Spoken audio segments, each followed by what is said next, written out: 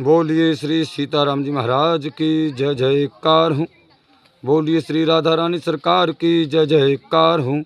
बोलिए श्री भागवत चरित की जय जयकार हूँ। बोलिए श्री व्यास जी महाराज की जय जयकार हूँ। बोलिए श्री सुखदेव जी महाराज की जय जयकार हूँ। बोलिए श्री राजा परीक्षित जी महाराज की जय जयकार हूँ। बोलिए श्री नामिसारण क्षेत्र की जय जयकार हो। बोलिए श्री सूत जी महाराज की जय जयकार हो। बोलिए श्री सौनक जी महाराज की जय जयकार हो। बोलिए 88,000 संत महात्माओं की जय जयकार हो। बोलिए महात्मा विदुर जी महाराज की जय जयकार हो। बोलिए महात्मा मैत्री मुनि जी महाराज की जय जयकार हो। श्री यमुना मैया की जय जयकार हो। श्री सिद्ध बाबा महाराज की जय जयकार हो। श्री मनसला मैया की जय जयकार हो। श्री काली मैया की जय जयकार हो। श्री चंडी मैया की जय जयकार हो। श्री महाभद्र काली मैया की जय जयकार हो। श्री पीताम्बरा मैया की जय जयकार हो। श्री नगर कोट वाली मैया की जय जयकार हो। श्री लहर वाली देवी मैया की जय जयकार हो। बोलिए पथरी वाले हनुमान जी महाराज की जय जयकार हो। बोलिए श्री खेरापत सरकार की जय जयकार हो। बाबा गुरु महाराज की जय जयकार हो। श्री सतगुरुदेव भगवान की जय जयकार हो। बोलिए श्री काका गुरु महाराज की जय जयकार हो। बोलिए श्री सब संतन की जय जयकार हो। सब भक्तन की जय जयकार हो। अपने अपने माता पिता भाई बंधु गुरु भगवान की जय जयकार हो। बोलिए संध्या वंदन आरती महारानी की जय जयकार हो। हरिओम शांति शांति शांति ही। भैया बिल्कुल स्लो। परम पूज्य राहा बाबा कहते कि हे संत महात्माओं, चलते हैं श्री भागवत चरित के तृतीया के अध्याय नंबर 2 में भाग नंबर तृतीय जड़ भरत की कथा चल रही है। भाग नंबर तृतीय है। परम पूज कहते हैं कि हे संत महात्माओं,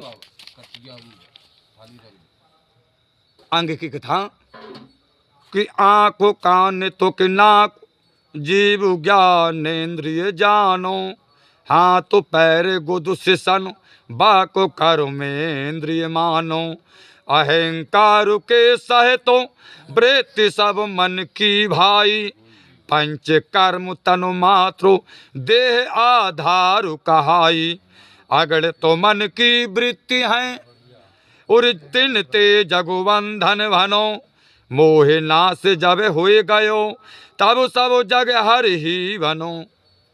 परम पूज कहते हैं कि मन कैसे इस प्रपंच की रचना करता है। इसका उत्तर देते हुए जड़ भरत जी कह रहे हैं कि हे राजा, मन की वृत्तियों के आधार तो आँख हैं, मन की वृत्तियों के आधार कान, त्वचा, नाक और जिह्वा, यह 5 ज्ञानेंद्रिय हैं। शब्द रूप रस गंध और स्पर्श, यह 5 इनके विषय हैं। तथा हाथ पैर गुदा शिकन और वाणी, ये 5 कर्मेंद्रिय हैं। लेना देना गमन करना मल त्याग कामोश भोग और भाषण, ये इनके कर्म हैं। परम पूज कहते हैं जड़ भरत के हे राजन, और मैं और मेरा, मैं और मेरा यह अभिमान, यह अहंकार, इस तरह 11 वृत्तियां हुई हैं सब। तथा 5 प्रकार के कर्म, 5 तन्मात्राएं और 1 शरीर, यह इनके 11 आधार मूल विषय हैं। जड़ भरत जी कहते हैं कि हे राजन, यह मन की 11 वृत्तियां ही द्रव्य, स्वभाव, आशय, कर्म और काल के द्वारा यह सब पुनः असंख्य बन करके संसार में बंधन का कारण हो जाती हैं। यही वृत्तियां हमारी, ये फिर असंख्य हो जाती हैं और यही हमारे संसार में बंधन का कारण बन जाती हैं हमारी वृत्तियां। और जब मोह नष्ट हो जाता है, परम पूज्य जड़ भरत कहते हैं, तो हे राजन रहुगण, सांसारिक विषयों से आसक्त हट जाती है। जब मोह नष्ट हो जाएगा तो संसार से आसक्ति हट जाएगी। जड़ भरत जी कहते हैं राजन, तब समस्त संसार ही श्री हरि का स्वरूप दिखाई पड़ने लगता है। आगे जड़ भरत जी कहते हैं कि हे राजन, यह मनो कपटी भूत जीव को नाचु नचावे, देव लोक ले जाए कभू पृथ्वी पे आवे, भेद भाव करवाए बांध के जग में राखे, जो असत्य है वस्तु ताहे सत कहे नित भाखे, गुरु हरि पद सेवा खड़ग ताते रूप मन को हनो, तब सब दुख ते छूट कै निर्वैरी जग में बनो। परम पूज्य देवराहा बाबा कहते हैं कि परमहंस जड़ भरत जी ने कहा कि हे राजन नेपाल नरेश, यह कपटी मन ही जीव को भूत की भांति नचाता है। हमारा जो हमारा कपटी मन है यह जीव को भूतों की तरह नचाता है।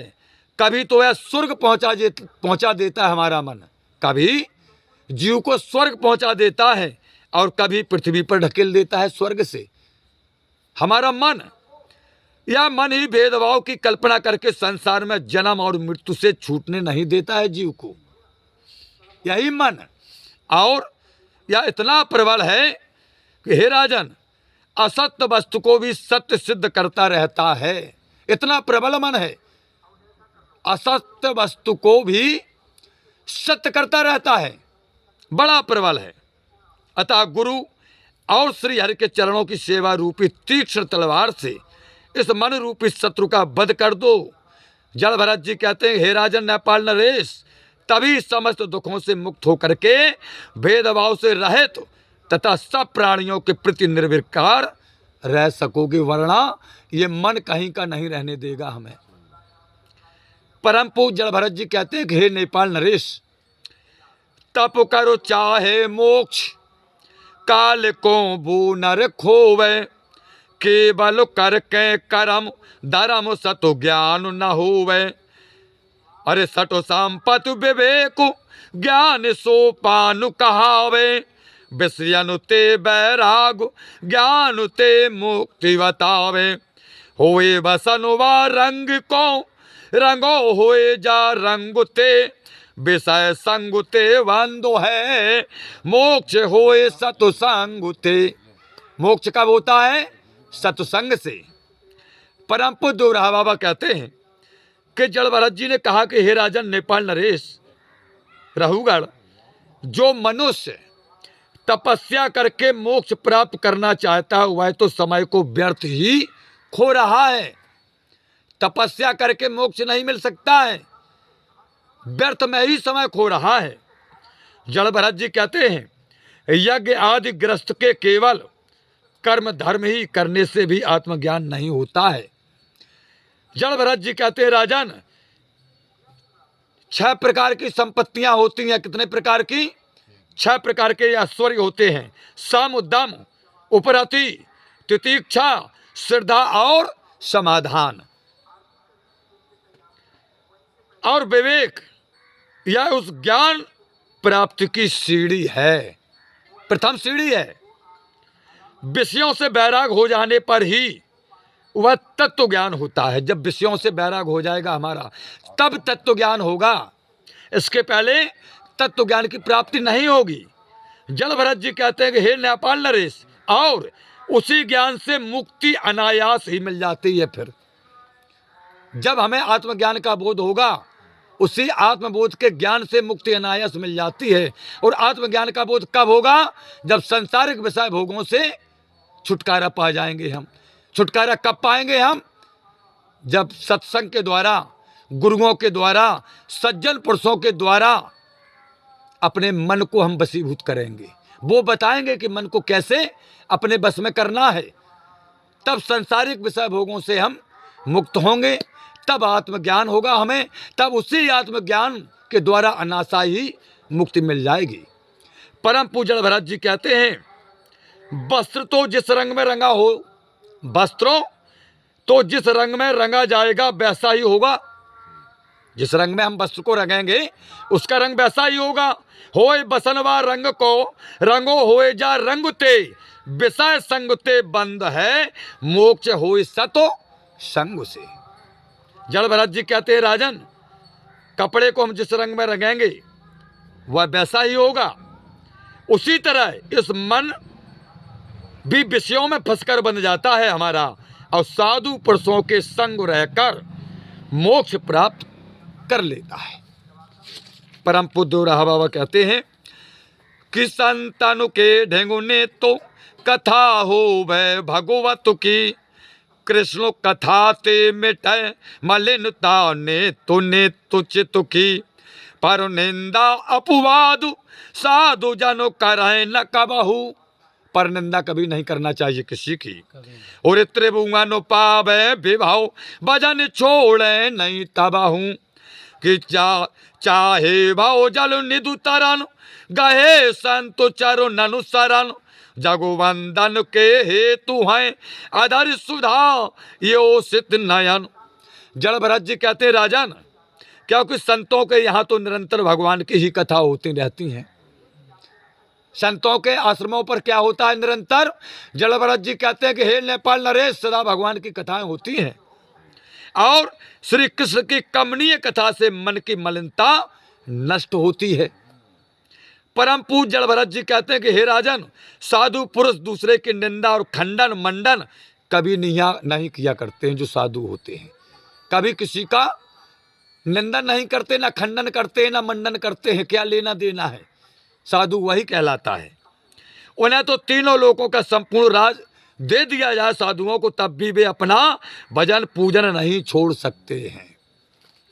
अत्यव यदि संसार सागर से पार होना चाहते हो, जड़ भरत जी कहते तो हे राजन, संत पुरुषों की शरण ले लो, चले जाओ संतों की शरण में, उनका ही सदैव संग करो, अन्यथा स्त्रियों के अधरामृत और मनमोहक नयन कटाक्ष में फंस करके संसार के बंधन में ही पड़े रह जाओगे। चाहे भावजल नितरण गहे संत चरणन शरण। जगवंदन के हेतु है अधर सुता योषित नयन। आगे परम पूज कहते हैं कि बन के रूप आए जीव चलो सुख धन अर्थ जन हेतु। प्रवृत्ति मार्ग में फंसो लोभ अति बढ़ोता सुचितो। इति उत भटकतु फिरे राजपत कभू न पावे। सिंह व्याघ्रते डरे गान बनु कलेश उठावे। वर्षा खुजली बवंडर भूख प्यास मच्छर प्रबल। देह कलेश नहीं तह मिले सुंदर भोजन मधुरो जल। संसार में फंस करके जीव कैसी दुर्गति को प्राप्त होता है। जड़ भरत जी कहते हैं कि हे राजन, इसे रूपक से समझाते हुए जड़ भरत जी कह रहे हैं कि राजन, यह जीव रूपी बनिया सुख रूपी धन कमाने के लिए चल पड़ता है। धन के लोभ में उसका मन सकाम कर्म रूपी मार्ग में ही फंसा रहता है। जड़ भरत जी कहते हैं राजन, रास्ते में पगडंडी में ही भटक जाने के कारण उसे सीधा एवं सुगम राजमार्ग नहीं मिल पाता है और वह गहन वन में पहुंच जाता है। वहां पर सिंह और भेड़िया आदि जंगली जानवर तथा वन के कष्टों से और भी दुखी हो जाता है। जड़ भरत जी कहते हैं कि हे राजन, अब उसे वर्षा रूपी खुजली तथा आंधी पानी एवं भूख प्यास रूपी प्रबल मच्छर भी अत्यंत कष्ट देने लगते हैं। परम पूज कहते हैं और सुंदर भोजन तथा मीठा जल का तो वहां नाम भी नहीं रहता है। आगे जड़ भरत जी कहते हैं कि हे राजन रहुगढ़, उठो भभूरो तहां फसो चक्कर में ताके। बारी धूरते आंख नचे संके तनुवा के। करे कर्णो कटि शब्द उलू काओ झींगुर वनु में। या क्षनुते संतृप्त डरे बनिया अति वनु में। छत्ता मधु मक्खीन के निरकुशय दुभक्षनु निमित्तो। कर डारत काटे सबई पतक होए अतो ही दुख तो।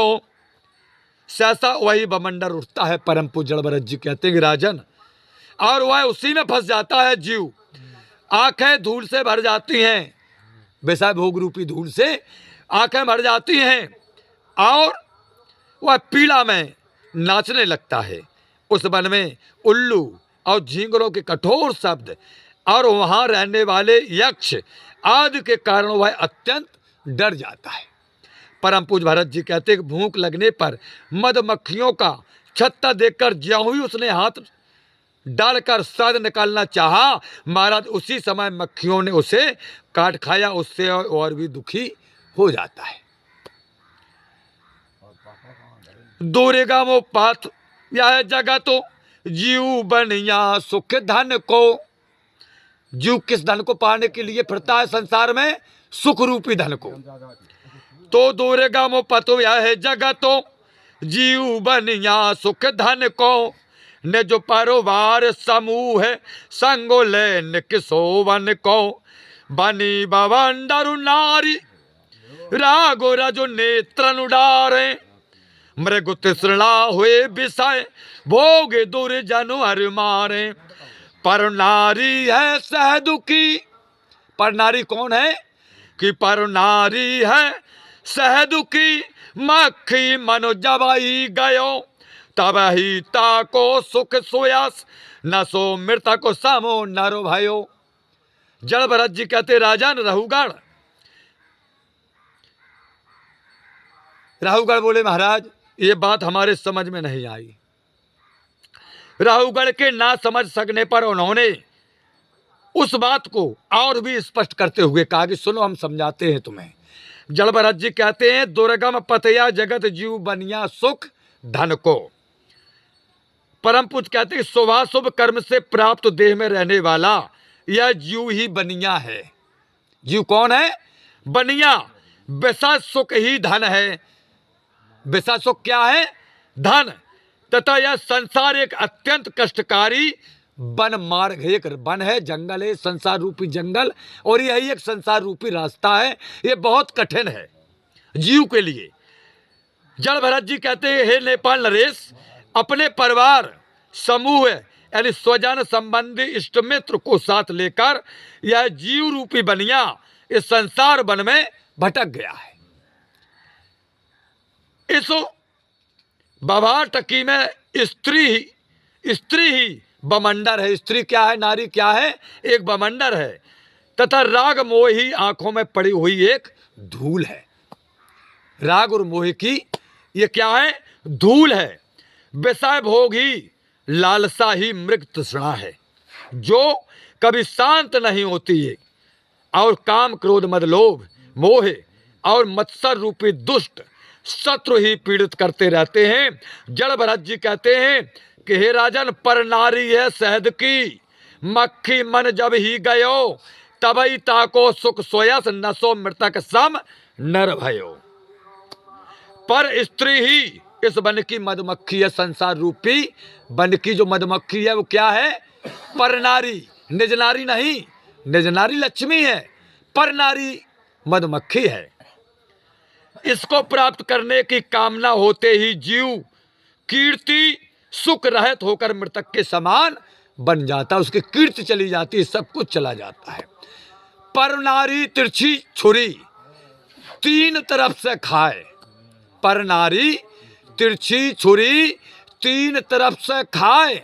धन हरे, वैभव हरे और नरक लोक ले जाए।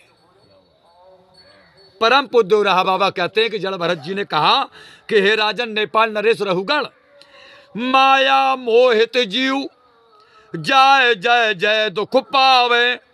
लक समीप धनु धान विविध विदिता है सतावे। पौत्र मित्र परिवार सगे संबंधी आवे। स्वार्थ हित दर्शाए नेह संबंध लगावे। जब तक जग में मोह है तब तक तृष्णा बढ़ेगी। भेड़ जहां जह जाएगी राजन तह तह मुड़ेगी। एक भेड़ जिधर को जाएगी सारी भेड़ें उसी तरफ को मुड़ेंगी। जड़ भरत जी कहते हैं कि राजन, माया मोहित जीव जाय जाय जय दुख पावे। माया से मोहित हुआ यह जीव। किससे मोहित? माया से। जहां भी जाएगा वहीं इससे दुख मिलेगा। वो किसी भी योनि में चला जाए उसे दुख मिलेगा।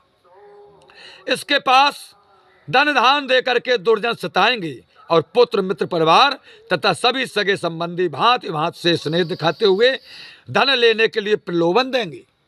परम पूज्य कहते हैं हे राजन, जब तक इस संसार में विषयों से मोह रहेगा तब तक मन शांत